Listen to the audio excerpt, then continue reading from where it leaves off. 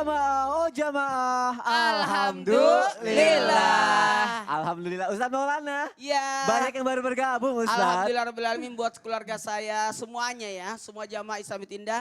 Mulai dari pokoknya dari Sabang sampai Merauke. Dan lebih khusus lagi yang baru bergabung. Nah. Indonesia Tengah dan Timur. Masya Allah kita lagi ngebahas temanya apa? Ayo, Ustadz ayo, Ahmad ayo, kan ayo. apa? Ayo, Ayo. ayo. Fulus. Fulus. Cara Fulus datang. datang. Wah gimana caranya? Ayo. Singkatannya aja. Biar rezekinya semakin bertambah. Biar mau tahu rahasianya supaya cara fulus datang kita belajar pagi hari ini. Kita bedah rahasianya seperti apa. Tapi sebelumnya ada tayangan yang aku mau kasih lihat dulu ke jamaah. Insya Allah tayangan ini bisa menginspirasi kita semua ya. Silakan ini dia tayangannya. Halo, udah kedatang satu. Halo Mas. Kucingnya banyak banget kan. Sini tante mama kasih.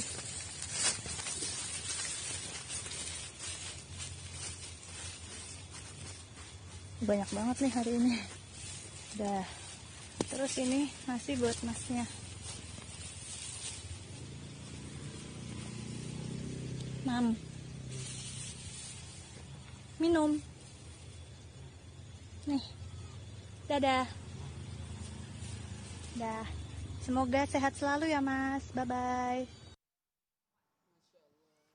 Masya Allah. Tadi kita sama-sama ngeliat tayangan jamaah yang ada di rumah. Ini kronologisnya adalah seseorang perempuan yang berhati mulia yang mau membantu orang yang menderita gangguan jiwa gitu. Nah Ustadz Ahmad kan di video ini katanya ketika orang itu mau menolong orang lain.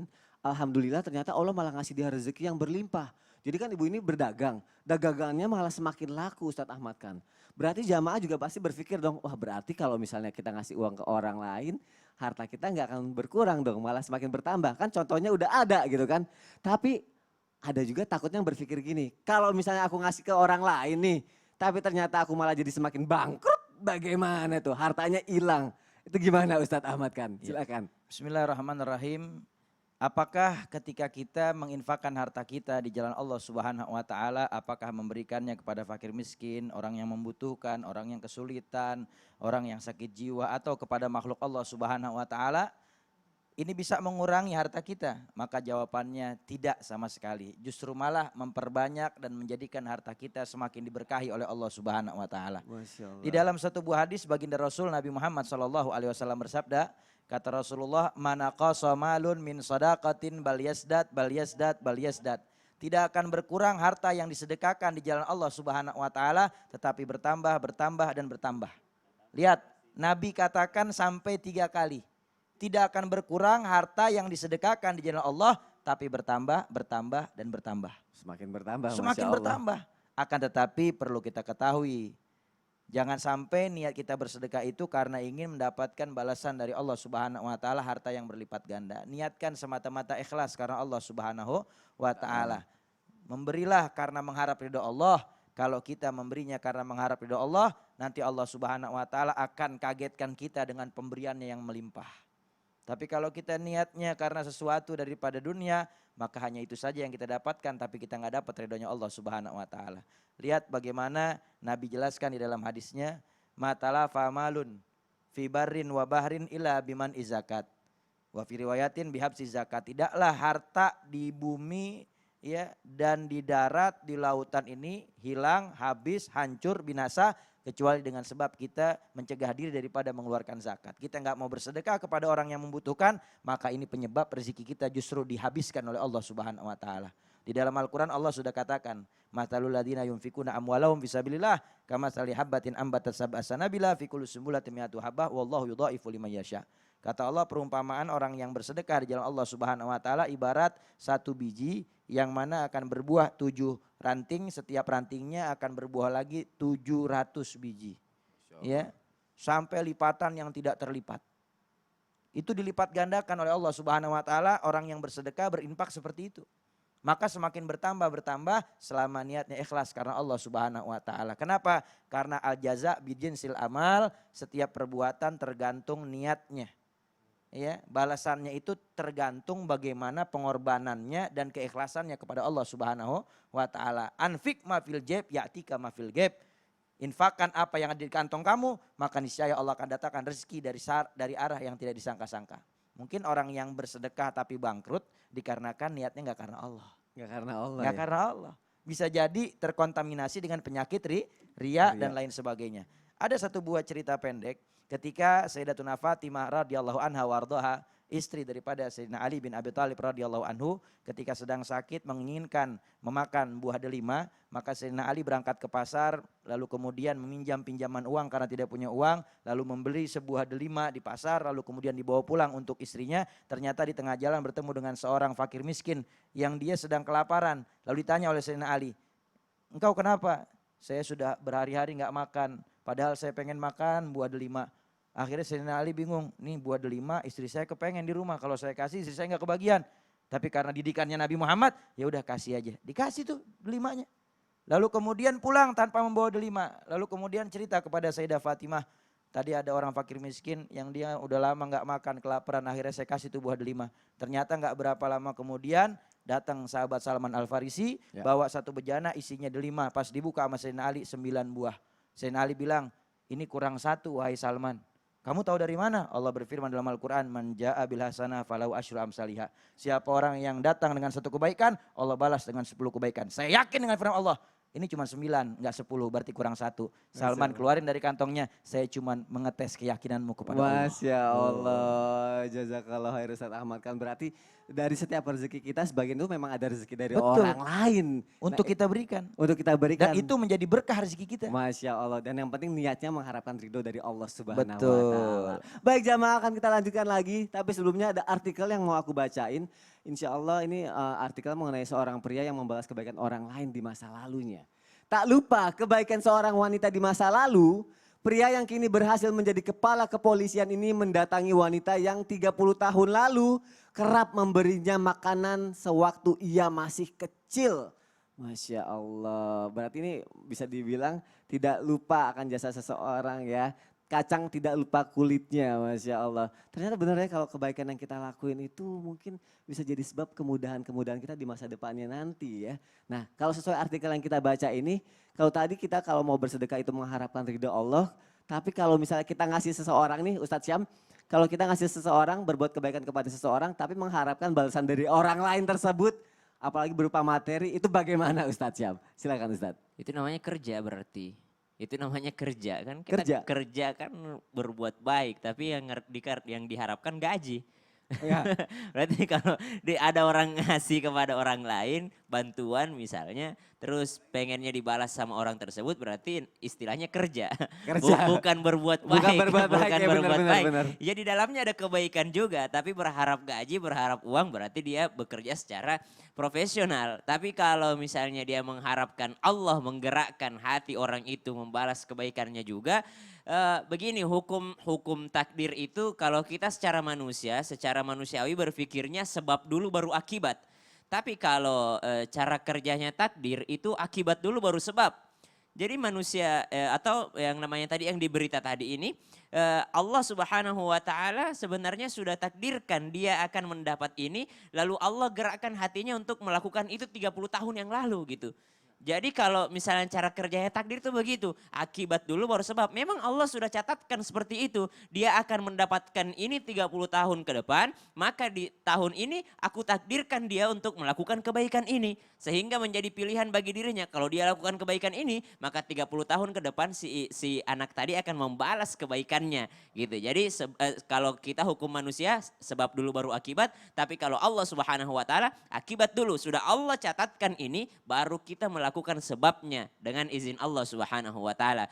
Maka dalam Al-Qur'an disebutkan begini, kalau ada orang yang mengharapkan balasan dari manusia, man kana yuridul hayatad dunya wa zinataha nuwaffi ilaihim a'malahum fiha wa hum fiha la yubkhasun.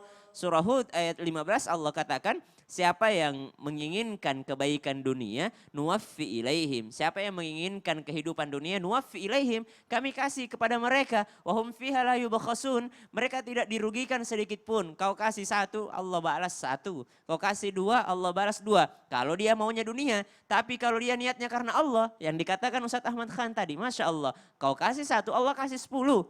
Ya, itu bedanya. Kalau kita cuma mengharapkan balasan dunia rugi. Karena kasih satu, balasan satu ya. Iya dong, kerja sejam, gaji sejam. Ya kalau balasan dunia. Tapi kalau hitung-hitungannya Allah, ikhlas karena Allah. Cuma ikhlas ini juga memang agak berat.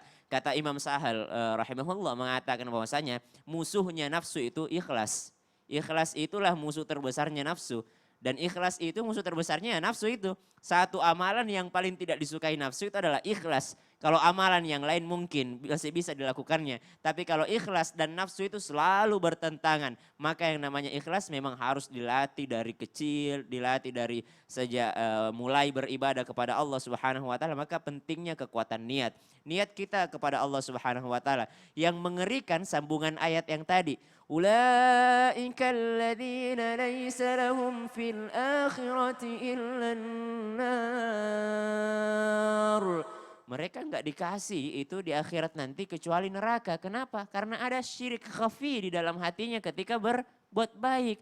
Dia bukan karena Allah Subhanahu wa taala, tapi karena mengharap balasan daripada orang tersebut. Padahal tanpa mengharap balasan dari orang itu pun Allah pasti balas. Akan ngasih ya. Iya, takutnya gini Mas Son, kita Ya. kecewa. Saya berbuat baik sama Sony, saya mengharapkan dibalas sama Sony. Padahal ternyata Allah itu ngebalesnya melalui Ustadz Ahmad Khan. Oh, nggak melalui orang yang sama, Enggak melalui orang melalui lain orang juga yang ya. sama Oh, gitu. jadi kuncinya ikhlas aja lah yang ngelakuin sesuatu ya. Benar. Masya Allah. Kalau memang kasih pengemis mau mengharap dibalas sama pengemis. Nggak mungkin juga ya. Berarti kalau mau dibalas sama pengemis berarti kita harus lebih miskin lagi dari pengemis itu. Oh ya, berarti memang kita harus ikhlas kuncinya.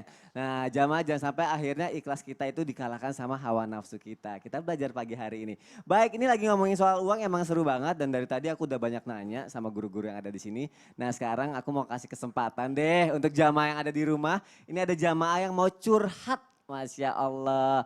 Langsung aja, Assalamualaikum warahmatullahi wabarakatuh.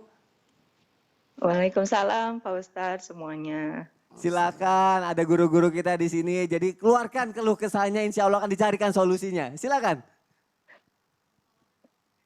Assalamualaikum Pak Ustadz semuanya. Maaf nih belum apa-apa, saya udah sedih. Saya ibu rumah tangga usia 34 tahun. Saat ini saya tinggal bersama mertua di rumah mertua saya selama pernikahan saya. Sekarang saya mempunyai 3 anak dan akhir-akhir ini permasalahannya saya tidak tegur sapa dengan mertua perempuan saya Pak Ustadz. Karena dia sering membicarakan saya, keluarga saya, dan anak-anak saya ke tetangga sekitar.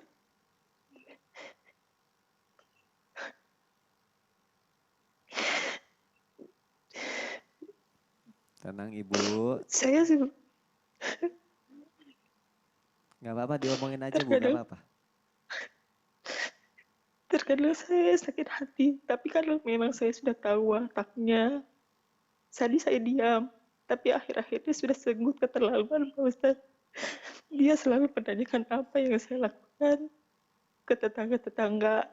Tidak langsung ke saya, padahal saya ada di rumah.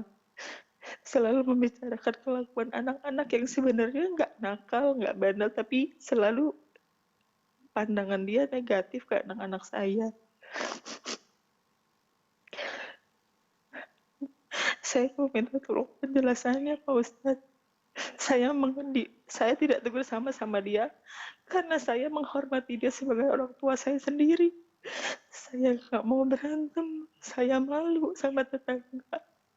Tapi saya juga tidak bisa mengkhianati hati saya. Saya kesel, saya sebel, saya benci diperlakukan seperti ini. Saya mohon masukannya dari Pak Ustadz. Apakah saya dosa? Apa yang harus saya lakukan? Dan melihat tema hari ini, apa perbuatan saya ini bisa menutup rezeki saya dan keluarga? Terima kasih Pak Ustadz. Assalamualaikum warahmatullahi wabarakatuh. Waalaikumsalam warahmatullahi wabarakatuh. Baik Ibu tenang dulu, insya Allah akan dicarikan solusi sama guru-guru kita. Jadi Ustadz Ahmad kan di sini seorang ibu yang sangat memendam perasaannya karena sering diomongin sama mertuanya dan dia tidak tahu harus berbuat apa Ustadz. Silakan Ustadz Ahmad kan. Izin Ustaz Maulana. Bismillahirrahmanirrahim. Ibu, sebelumnya saya mau tanya, tadi Ibu bilang bahwasanya 16 tahun tinggal bersama anak dan keluarga dan suami di rumah ibu mertua. Itu alasannya apa? Itu yang pertama saya mau tanyakan. Apa alasannya? Alasannya karena Alasannya karena mertua laki-laki ini sudah renta Pak Ustadz.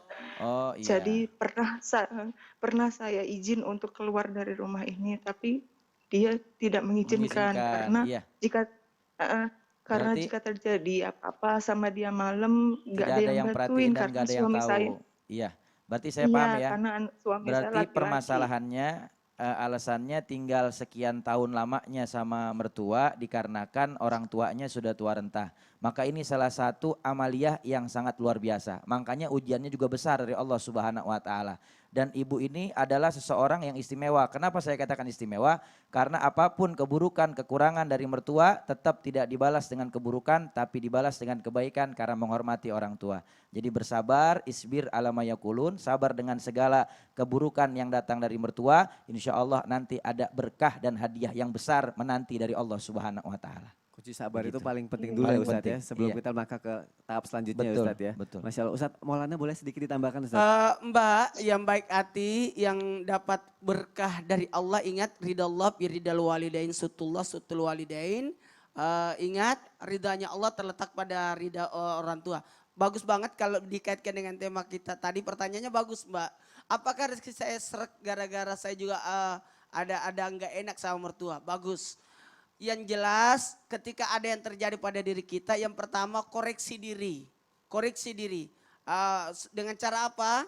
Bersyukur masih diingatkan adanya orang tua ini, berarti kita kadangkala butuh orang-orang yang mengoreksi kita. Dengan caranya ini, cara mertua mengoreksi kita bukan langsung pada kita tapi pada lewat orang lain supaya kita lebih tahu diri. Kemudian maaf tanpa menggurui, perbaiki diri. Tapi udah bagus. Bentuk perbaikannya udah mantap dengan tidak melawan, tetap berbuat baik kepadanya. Jelas kita butuh doa. Dan ingat, berbuat baiklah kepadanya dengan menimbulkan kasih sayang. Balas dengan kebaikan, yakin insya Allah mertua akan sadar bahwa menantuku yang baik. Amin, Masya Mbak Allah. ya. Mbak Ya, semangat tenang terus ya ya, Mbak, Mbak. semangat terus ya. Pokoknya sabar. Doakan mertuanya dengan doa-doa yang baik. Iya, apalagi Kadang-kadang kalau ada yang digituin kan biasa dia doain buruk mertuanya. Betul. Tapi kalau harus doa yang baik-baik. Mertua. Baik, Masya Allah. Terima kasih Ustadz Maulana, terima kasih Ustadz Ahmad dadah, Khan. Mbak. Dadah, Bu Mbak. semangat terus ya, insya Semangat Allah terus. Allah yang akan membalas semua kebaikan Ya, Ibu. Amin, semangat Rezeki terus. yang berlimpah, Coba- kebahagiaan dan coba hari kesehatan ini dari Allah Subhanahu wa taala. Kopi atau teh atau apakah? Iya, Masya Allah. Masakin sesuatu yang enak-enak, makanan kesukaan mertua apa ya? Enggak macam-macam saya Macam-macam. datang sampai Pokoknya orang- buatin. Baik semuanya, pokoknya tetap Buatin berbuat tiap hari, baik. Buatin tiap hari. Masya Berubah. Allah. Terima kasih ya Bu ya, terima kasih sudah mau curhat di sini. Masya Allah, semoga kita sama-sama doakan ya jamaah yang ada di rumah, semoga permasalahan dari Bu ini cepat selesai. Allah kasih kesehatan dan kebahagiaan rumah tangganya, amin ya robbal alamin. Nah kita kan sedang membahas masalah fulus ya jamaah ya. Tadi sudah dijelaskan sedekah, terus berbuat baik, terus terhadap orang lain, dan introspeksi diri dulu. Nah aku pengen tahu nih, buat orang yang lagi punya usaha nih, Ustadz Maulana nih. yang punya usaha Punya ya. usaha nih. Ada nggak amalannya nih biar usahanya tuh laris, terus cepet naik semuanya, rezekinya berlimpah. Saya kasih satu Q. Apa Q-nya? Q-nya. Q. Apa itu? Q. Clue. Clue. Ya. Clue. Oh Q sama Q. Clue. Clue. Apa? Kalau ada lagi berdagang, lagi usaha, supaya bagus, lancar usahanya. Apa?